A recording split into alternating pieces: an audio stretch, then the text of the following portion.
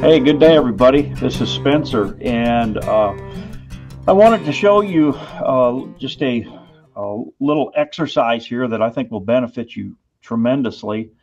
And that is, it's a little gradient wash exercise. And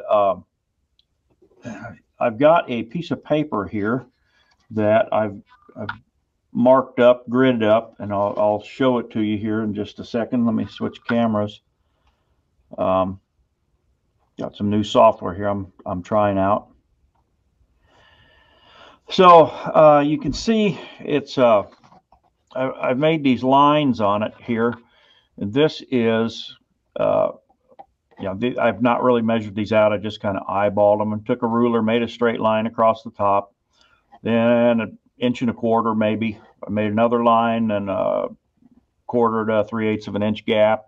Made another line, and so on and so forth. So I just repeated this pattern all the way down. So I have 3 strips that are about an inch and a quarter wide, and then I've got a fourth one down here that is let's say an inch and a quarter, and then I've segmented it with 1, 2, 3, 4, 5, 6, 7, 8, 9, 10, 11, 12 different sections there.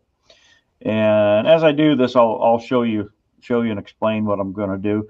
And it's not crucial. You have 12 down here. You could go 8. I mean, it's just an exercise to get you to understand values as well as how to control the paint. So what I want to do, I've got, if you look over here, you can see I've got my palette right here, and I can use any of these colors I want. I've got a nice bright, I think it's like a vermilion or something right there. Cad Red Deep works great. Got a nice blue, got phthalo green, and those are typically the colors I use for this. I don't often use the yellows because they're just not that vibrant, and they just don't really pop out.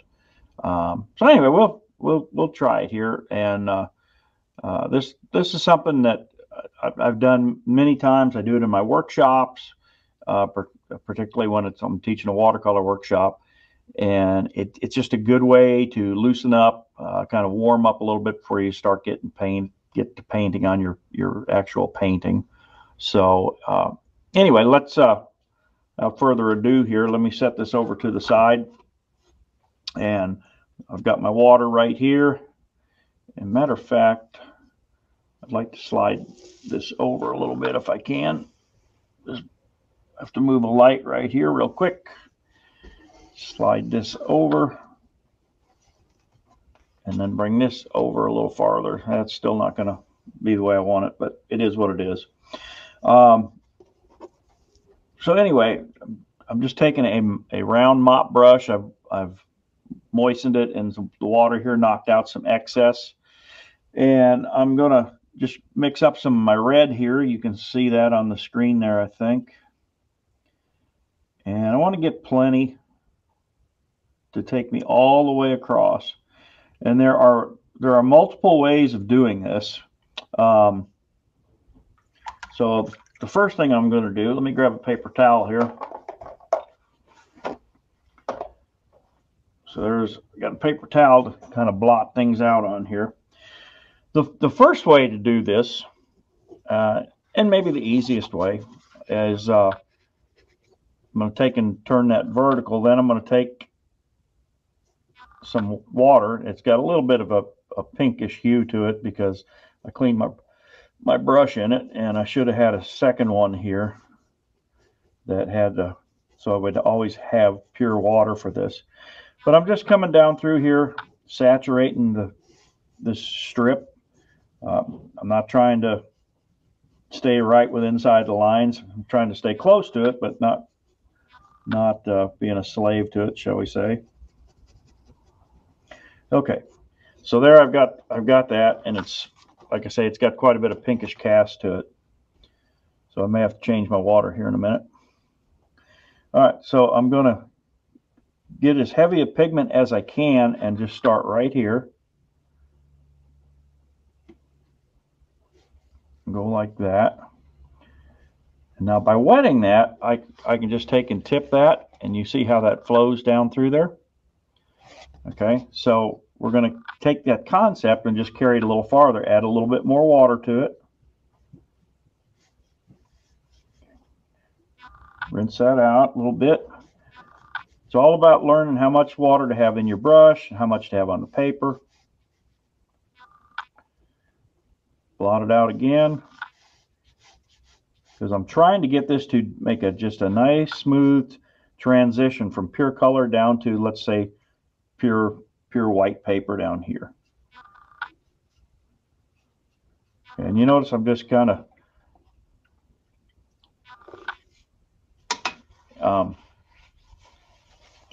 adding color where I need it. I blot this excess moisture up here.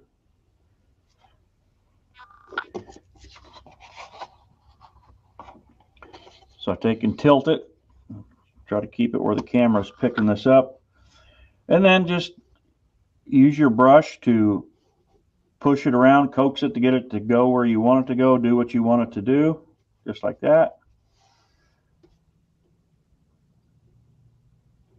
And as long as you keep a nice gloss on there, you're going to get, you can keep working in there, you get good results. And you can see that it's starting to flow down and move across for me. And I'm not shooting for perfection. Sometimes you can get a really nice, accurate gradient. Other times not so much. But that's not too bad right there. It's pretty solid here, and then it just right about here, you can see it kind of breaking. But because this is wet, if I hold this up like this, right there, that's going to keep flowing down. This will keep flowing down here. Again, this is not, I'm not shooting for perfection. It's an exercise to help you get better at handling the paint. So okay, so there's one way to do that. Now I'm going to show you another way here. And we'll just hold it just like this. Same color. And mainly doing that because I've got contaminated water here. Okay, so let's go like this. This is dry now. This one was wet. And the moisture under acts as kind of a lubricant to help that paint flow around. So I'm going to start again with pure color, just almost straight out of the tube, just enough moisture in it to make it flow. And I'll get me a nice block of it going here. Okay, and let me lift this up so that you can see, hopefully the camera will pick that up. You can see the moisture in that. I'm not sure if I can get it to do it. There we go. There it is. See how wet that is right there? Okay, now clean my brush out. Add just a little bit more moisture over here. And I'm going to come in right here. Go like that. You see it's starting to lighten up. Rinse the brush out, tap some water out of it. Pull from the reservoir of paint up here. This, I'm calling that the reservoir. That's where I initially put it in, pretty wet. Try to have plenty of moisture in your brush as you're working your way down. A little more paint on there. Don't want it to run out too quick because we're trying to replicate that just in a different way.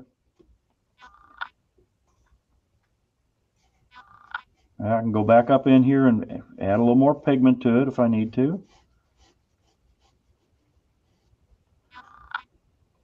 In the near future, I hope to give you a nice demo on doing gradient washes on a larger scale, like on a 12 by 16 or something. You know, work that back and forth.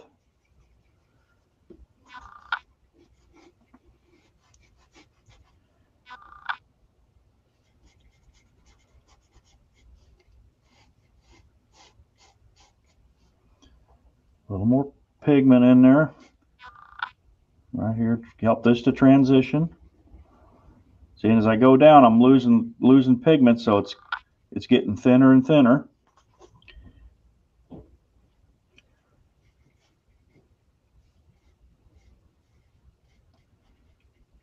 It's not rocket science. It's just practice. Rinse it out. Let's try to get it thinning out here pretty good now.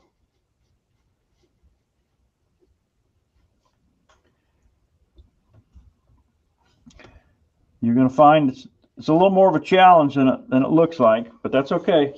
You want the challenge. So there are two versions of that now. Okay, and just for the fun of it, I'm going to grab a different color here. Now I'm getting some cobalt blue, and you can see what my water looks like here. I'll bring that over. So the cobalt blue is not going to be pure, but again, it doesn't matter. I'm just trying to get that gradient, but a different color will give you a little different idea of what it's like. So I'm mixing up a good body of blue here, making it fairly wet. Come over here.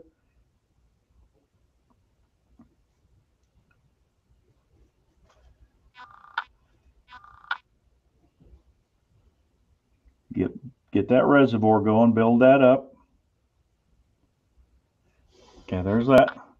Now, dip it in a little bit of water so that we can start the process of thinning it down and getting it to move.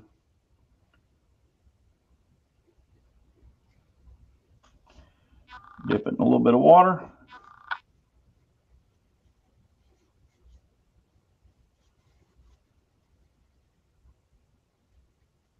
Kind of keep an eye on that up there to give you an idea how thin you're getting if you're staying about the same as you did on those.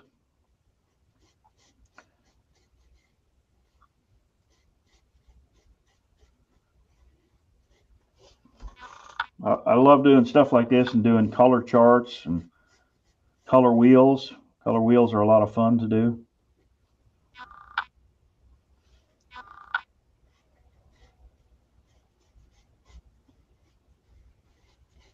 Keep it lightening up.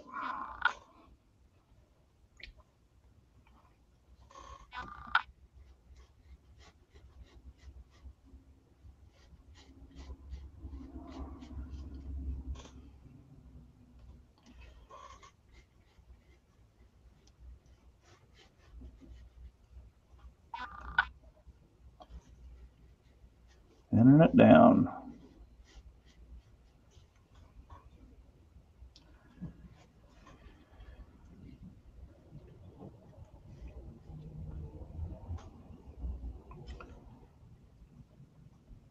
Clean that brush out real good.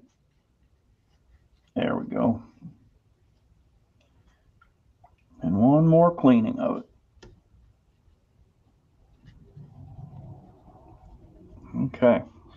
So there's the blue. A little bit of a line right there, but that's okay. Again, it's just practice.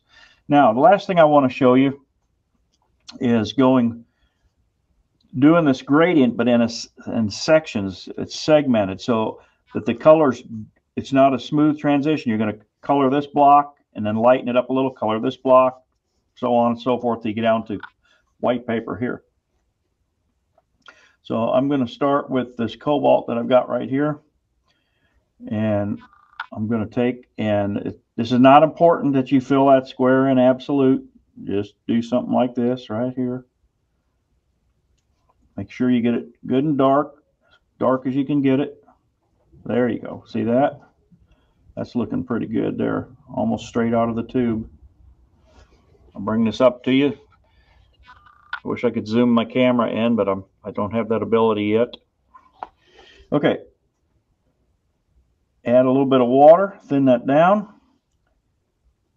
Come right next to it. You see the squares are not touching. Thin that down, a little more water.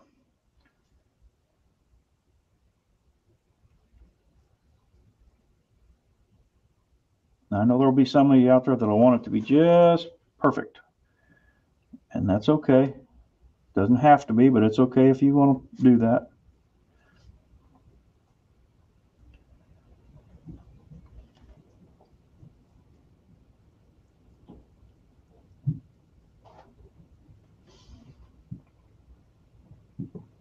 I just keep dipping this in water and then back in my puddle of paint that I've got over here, and that dilutes it down each time. And at any time I can move paint around.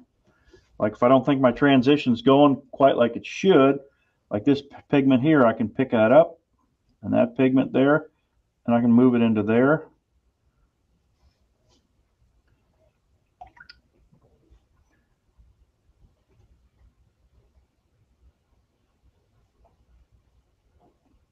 Should about match what's right above it there.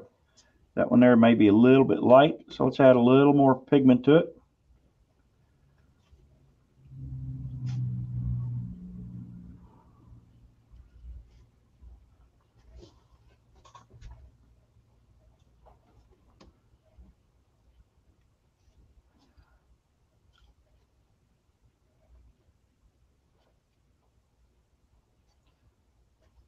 A little more water.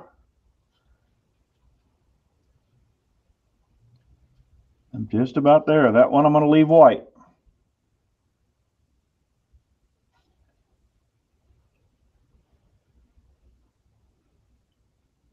There we go. So there is your exercise of doing gradients. Again, these are about 1.25 inches wide, each of them.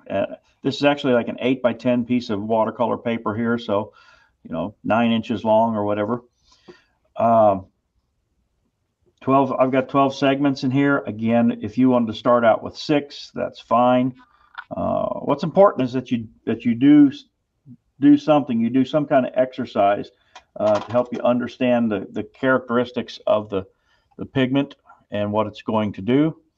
And I'm going to try to bring you some more. What's the word I'm looking for? Exercises. There we go. I knew I'd find that word sooner or later. I'll try to bring you some more exercises here in the very near future. Need to work on my lighting just a little bit, I think. But anyway, so give that a try, and feel free to ask me if you have any questions or anything like that. You can even email me. Love to see what you do. So this is Spencer, and I hope you've enjoyed this brief little exercise here in manipulating the watercolor paint and on the paper and doing some gradient washes with it. So until I see you again, thanks a lot, and you have a good day. Bye-bye.